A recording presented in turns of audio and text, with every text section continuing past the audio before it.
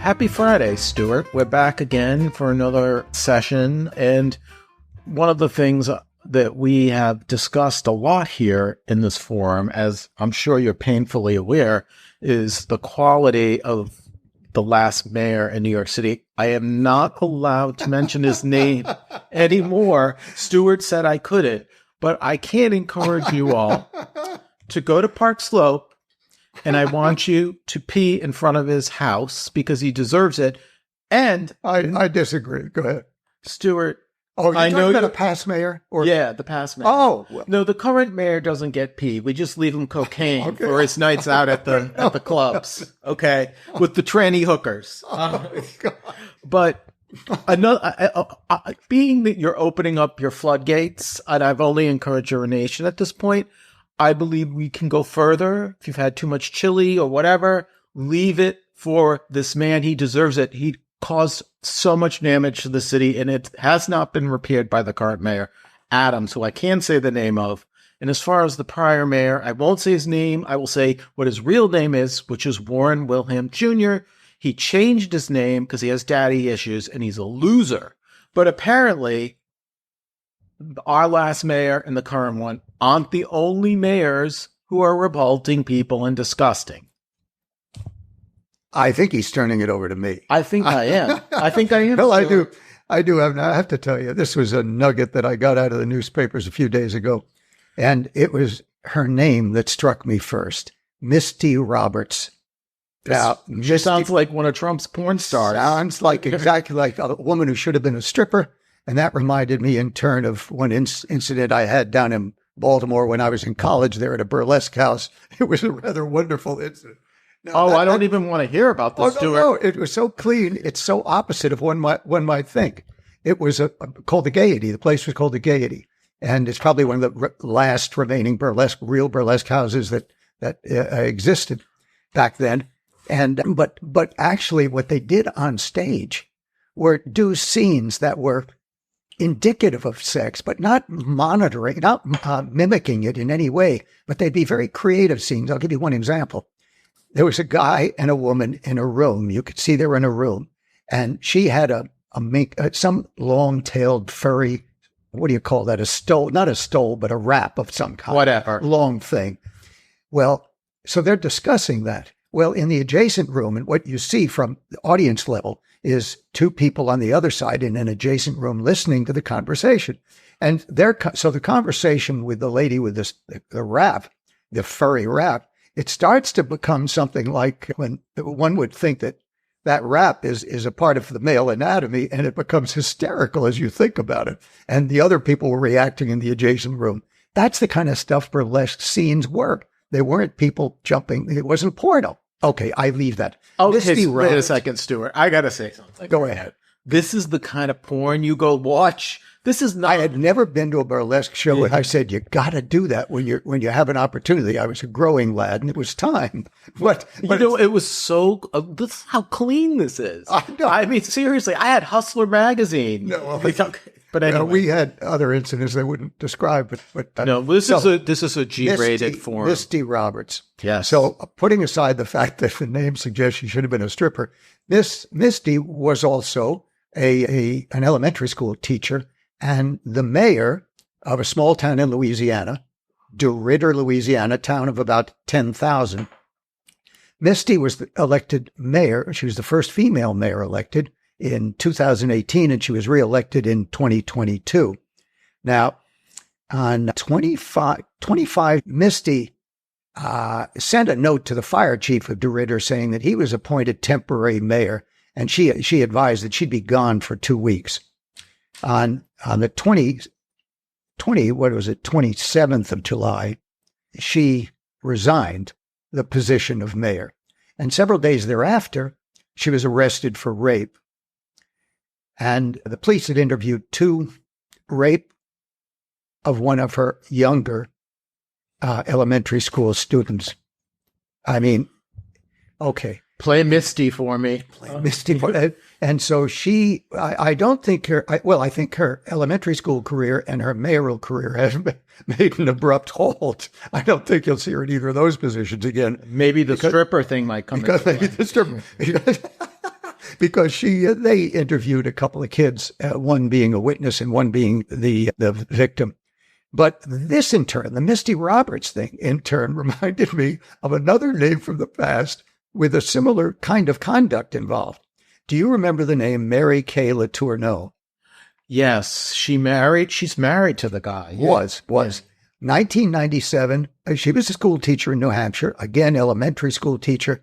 And the guy's name, the student involved was Villy, what they call him? Villy something or other. And she ended up running off and marrying Villy. This kid was just about 12 or 13 years old, Pacific Islander, I think, and ends up marrying, having kids with him. And she died just a couple of years ago. But those incidents, I just thought they were really something else. Now, I have one other personal observation. Both these ladies were good looking. Mary Kay Letourneau was very good looking. You just wonder what's going on in her mind. And this other lady, Misty, I saw one photo of her in the paper with her former husband. She's divorced. Looks good too. And I must confess, this is confession on the air. No, it's not going to send us to jail. It's just might provide embarrassment for myself. Go ahead. Don't tell me. So when I was in high school and I was 15 or 16 years old, I remember very much hungering for sex. And I remember that at that time, I would have given a part of my body for the opportunity to have sex with a good-looking woman. And I think of all the psychologists and the shrinks and the psychiatrists who are out there saying any kind of incident like this with an underage man or boy is permanently scarring. I don't believe, I'm not talking about sex with a 12-year-old or a 10-year-old. I'm saying that if you're 15, 16, and you're happily heterosexual, you are yearning. And at least I was, and everyone I knew was. And I tell you that it would have been gratifying, not emotionally harmful from my perspective, if I had had the opportunity at 15 or 16 to meet either of these two ladies. You would have banged your teacher. I would have. But what happens if you didn't do a good job? You wouldn't have gotten a good grade, Stuart. That's that problem. You know something? I don't know. This must be a generational issue, Stuart. But I think if you're a young boy and there's an adult woman, yeah, I've seen The Graduate with Mrs. Robinson, and I understand the whole appeal of the cougar. But this is too much cougaring. And all this lustful talk that I'm hearing for you. I mean, is it because we're Friday? What's going on here? No, Misty brought it on. Misty. And then on to Mary Kay. So she is reminding you of your days as a schoolboy. And she did. Yes, she did. And other incidents, which I, of course, won't cover here on the air. Well, I think public officials should not be having sex with children. Sure. And I start that, as I discussed the last time, right, with the president of the United States. Now, it wasn't illegal, but for him to have completely abused and ruined the life of Monica Lewinsky. But it was certainly disgusting.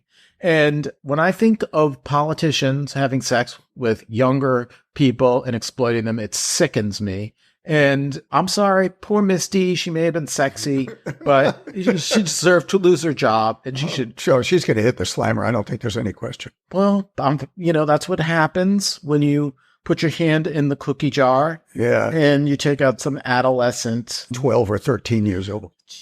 Well, there's actually, I think, a movie about Mary Kay Letourneau. There was. I never saw it, but there was. I think I've seen it. It was a fascinating story, and I think weird. They stayed together when she came out of prison. Yes. They were together. Yeah.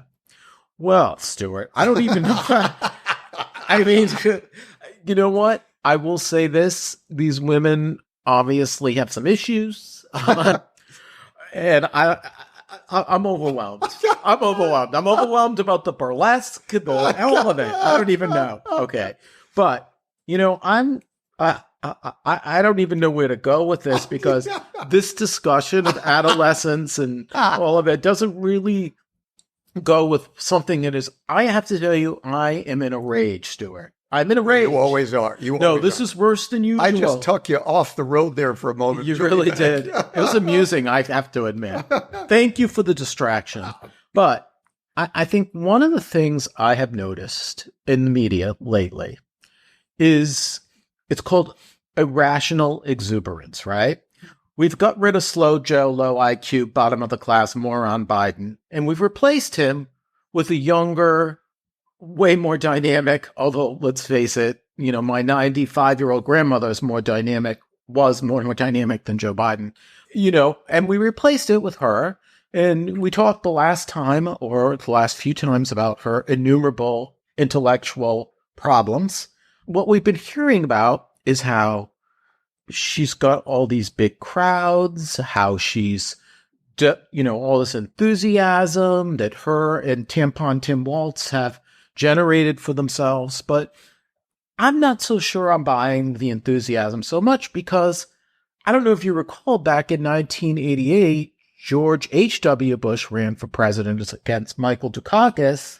And when he did, at this time, during the cycle of the campaign, Bush was way behind, 17 points behind. They were discussing how this was going to be a landslide. They were knighting Dukakis. And then there was first of all, Michael Dukakis was a serious person. I didn't like him, I will say. He was a serious person. He was a Harvard-educated lawyer. He was smart, unlike Kamala. He didn't fail the bar, etc. He was a very smart man. He was just a far-left, soft-on-crime liberal, which was exposed during the campaign. Kamala, similarly, is soft on crime, but even more so than Michael Dukakis. And when Michael Dukakis chose as vice president, he did not choose a football coach, a school teacher, a weird creep who thinks it's okay for parents to let their children get genital mutilation surgery. That's what I'm going to call it, aka gender-affirming surgery. This is Tim Walz, Tampon Tim, who also put tampons in men's rooms in the schools. This guy is such a joke and such an intellectual midget, it's not even funny. But let's get back to Kamala, okay? Kamala ran for president. As you recall, at the end of the day, Dukakis lost in a landslide when he was exposed for what he was, and his vice president was Lloyd Bentsen, who was a solid choice, a senator. He was not a football coach and a teacher with a low IQ. Now, when Kamala ran for president the first time, I say this to people and they say, well, she's learned since then. She didn't even get a vote. She had to drop out because she was so bad. And she ran to the left of Bernie Sanders, okay? She ran to the left of it. One of the things that she originally announced was she was for Medicare for all and that we should eliminate all private health insurance. She then flip-flopped and tried to retract that. But I have a tendency to believe that's her position. It's just that when she got a backlash, that's when she stopped. And just as an aside, we've heard so much about Democrats and healthcare and all the rest of it. Obamacare was a disaster. It is a disaster. You know how many uninsured people there are in America today after Obamacare? Close to 30 million uninsured Americans. Obamacare did not work. It was, as a matter of fact, what it did is it made insurance companies very wealthy, which is why they were contributing to his campaign. And we've also seen the consolidation of our healthcare industry with all these mergers. There is no major hospital now below 14th Street because of all these consolidations, and it's impacted the quality of care, which was what was predicted. And we hear the Democrats claim that this saved everyone from the pre-existing condition limitations on insurance, but that's also another bold-faced Democrat lie, because prior to Obamacare, 26 states already made it illegal to have pre-existing condition restrictions in health plans. Number two, most people get their insurance through employers, 80 to 85% of the population, and most employers do not have pre-existing condition limitations even before Obamacare. So it impacted the individual insurance market where people were small businesses. Now that doesn't exist anymore because Obama shut it down. And then everyone had to buy their health insurance who couldn't get it through their employer in these exchanges if you want it. And the exchanges offer some of the worst healthcare coverage out there. Doctors don't even want to take it. It's expensive.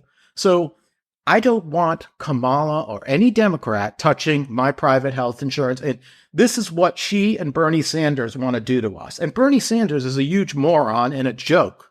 And this is who she takes her marking. But that's not the only outrageous thing that she said. She also said that ICE was basically the equivalent of the KKK, and that undocumented aliens in this country were really criminals.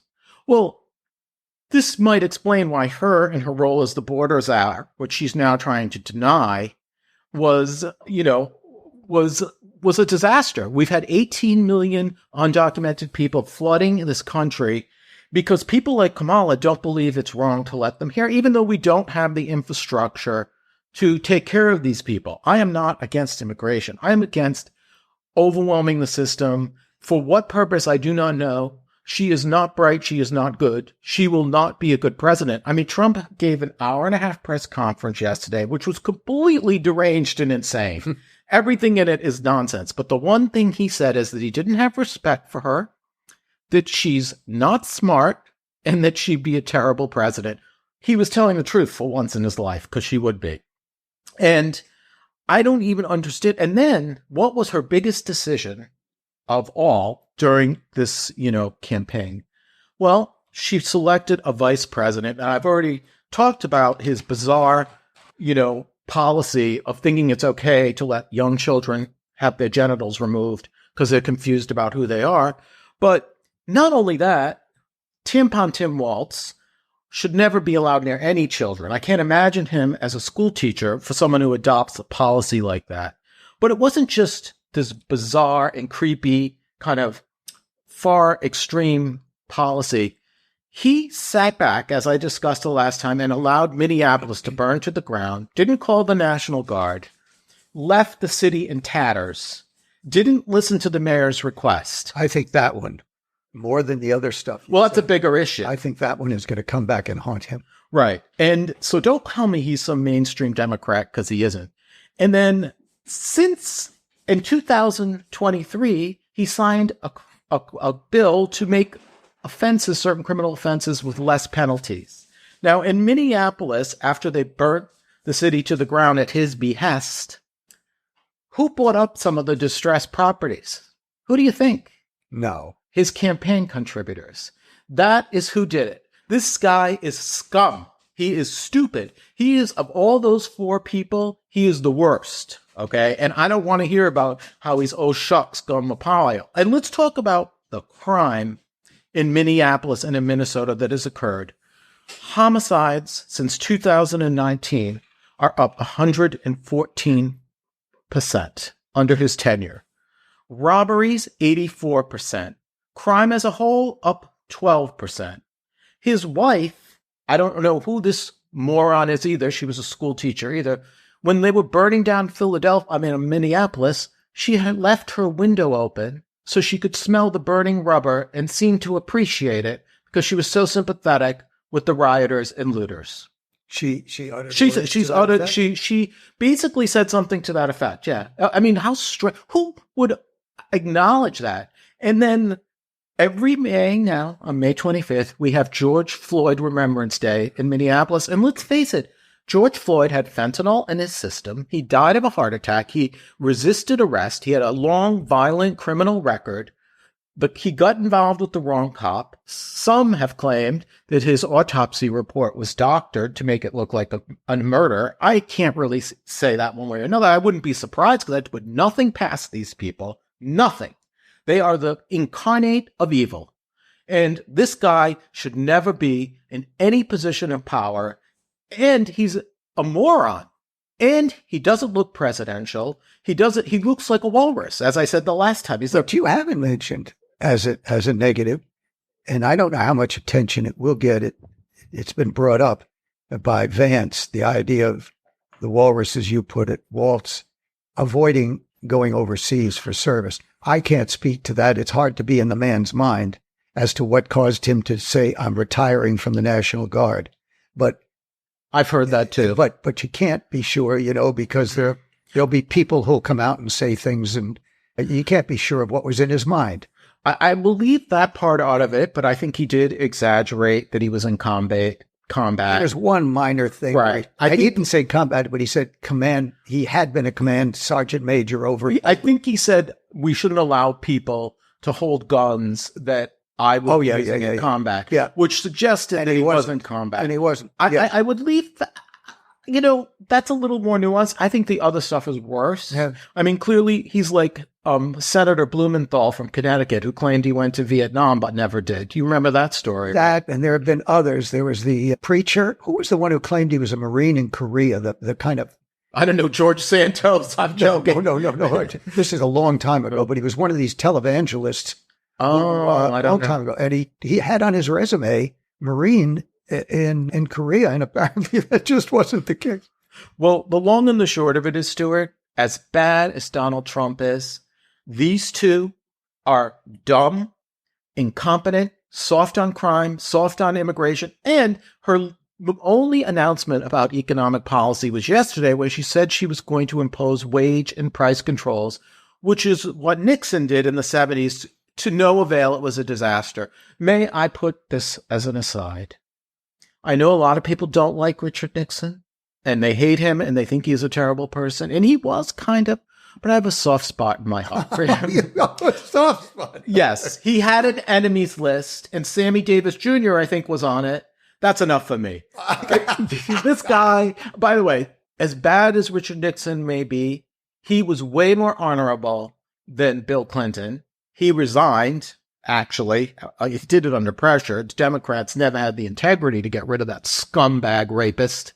But he was a far more honorable man than the current Democrat Party, including reptile Chuck Schumer, who turned on his own people to curry favor with AOC with respect to the state of Israel. I mean, and that whole Gaza thing. But Stuart, I'm just going to conclude by saying, I think Trump is a loser and a freak, but I wouldn't be surprised if we have 2016 all over again, because it's more than possible that he may pull another rabbit out of his hat. And for the media to be so smug about how terrible he is really just another example of how they never learn their lesson. And if he did lose, there's no question he'd be questioning the of course. Results. Well, he never loses anything. That's why he went bankrupt 4 or 5 times or whatever. But, the national state is not very good. We have 2 of the worst presidential candidates I could ever think of. In history, I've never seen anything worse than this. Even Al Gore, another person I hate with a passion. We talk about that another time. A liar, a fraud, and a fool. But, enough of me. Enough of my rampaging on a Friday afternoon in this beautiful summer weather that we're having. I think it's time we talk about something more positive. And it's not coming from me. I can tell you that. We're going to talk about, Stuart wants to talk about a baseball story, which is the American pastime. The American pastime is not football. As I mentioned last time we spoke, I think football is for murderers, dog killers, rapists. It's a disgusting sport. O.J. Simpson. That's all I'll say. He did kill his wife, and he was glorified for years, and he was an abusive husband. He's disgusting, and he was just the tip of the iceberg. But let's talk about your little baseball story. Are you going to make me happy? Go Red Sox. There'll be moments. There'll be moments. Yeah, I know. This begins with a little bit about Aaron Judge, and if you live in New York City, or probably anywhere in the country, you know who Aaron Judge is. He's in his 7th or 8th year with the Yanks, and he keeps setting records almost every day. And he has just other wholesome qualities about him that make him quite a person. And so the latest record was hitting 300, reaching the 300 home run mark in the least number of games ever by a Major League Baseball player. He did it in 995 games. And he's breaking other records by Ruth and Gehrig as you go by. But think back, and this is where I was really pointing. Think back to the beginning of the season. If you remember, Judge was, I think, still suffering the results, and he will forever suffer the results of an accident he had in Dodger Stadium in 2022, I think it was, or maybe it was 2023. His foot went into a concrete base by a bullpen out in right field. And it's clear he's got to maintain that with care the rest of his life. And during this early in this season, he was doing horribly. And I think many would attribute that to the continued problems with maintenance. But one of the things he did, on one day, what was it? I marked it down here. It was on April 22, in the midst of this horrible season opening for him, he struck out 4 times. Now, what gets me and what I've been pointing toward is that he received boos. I just think that if someone's trying hard, I don't care if it's Aaron Judge or some kid on a ball field in the Little League, if you know he's trying hard, I don't think that's worthy of boos when there's a poor performance on a given day. But especially Aaron Judge, who'd already established himself as an all-star. Booing the guy because he had a very bad day at the plate didn't strike me as right. Now, there are talking heads who go on the air and say, well, someone did this, I heard yesterday, and said, it's because the fans wanted to encourage him to do better. Oh, well, that's crap. That's not what that's about.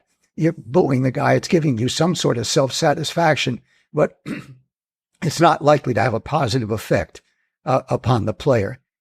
And more importantly, if he's trying hard and if he's been a very good player before that, why are you doing it? I think that people are just, I don't know, they just, there's a character issue there. And I'd expand upon that and say, would you want someone on your team, either in an athletic sense or in a business sense, who would tend to just harass or verbally abuse others on the team if they were trying hard? And I think that's the ultimate moral question that I'm raising. But I'll just contrast that to show you that I don't mind booing in certain cases. There are 2 different second basemen who have played for the Yankees, one this year who on several occasions kind of dogged his way down to first base. That is not Gleyber Torres, his name is. That's not inconsequential.